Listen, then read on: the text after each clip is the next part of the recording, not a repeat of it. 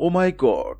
Match জয়ের পর উপস্থাপকের কঠিন প্রশ্নে বিরাট কোহলির প্রশংসা করে এ কেমন মন্তব্য করল এইডেন মার্ক্রাম। মুহূর্তেই ভাইরাল ভিডিও। দ্বিতীয় ওয়ানডে রোমাঞ্চ শেষ হল নাটকীয়ভাবে।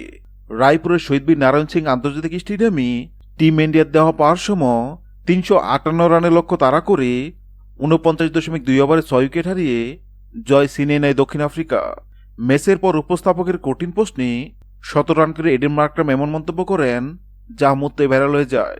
টস হেরে প্রথমে ব্যাট করতে নেমে ভারতের দুই ভরসা বিরাট কোহলি ও ঋতুরাজ গাইকোয়াড় দুইজনের ১৭তম রানে ভর করে ভারত সংগ্রহ করে ৩৫৮ রান। এই রান দক্ষিণ আফ্রিকার জন্য সহজ ছিল না, কিন্তু তবু তারা দেখিয়ে দিলেন লড়াই কিভাবে করতে হয়। ৩৫৮ রানের বিশাল লক্ষ্য তারা করতে নেমে দক্ষিণ আফ্রিকার রানরা চেয়েছে অসাধারণ।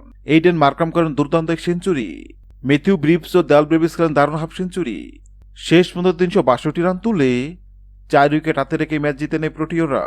সেই সঙ্গে সিরিজে ফিরে ১-১ সমতা। এখন ৬ ডিসেম্বর অনুষ্ঠিত হবে সিরিজ নির্ধারণী ম্যাচ। ম্যাচ শেষ উপস্থাপক মার্ক্রামকে প্রশ্ন করেন, ভারতের ইনিংসে বিরাট কোহলির ১৭ রান কি আপনাদের উপর চাপ তৈরি করেছিল?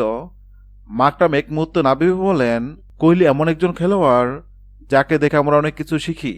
তিনি যখন ফর্মে থাকেন তাকে থামানো প্রায় অসম্ভব। আজও তার ইনিংস ছিল ক্লাসিক, একেবারে মাস্টারপিস। এমন ব্যাটসম্যান ক্রিকেট বিশ্বে খুবই কম দেখা যায়।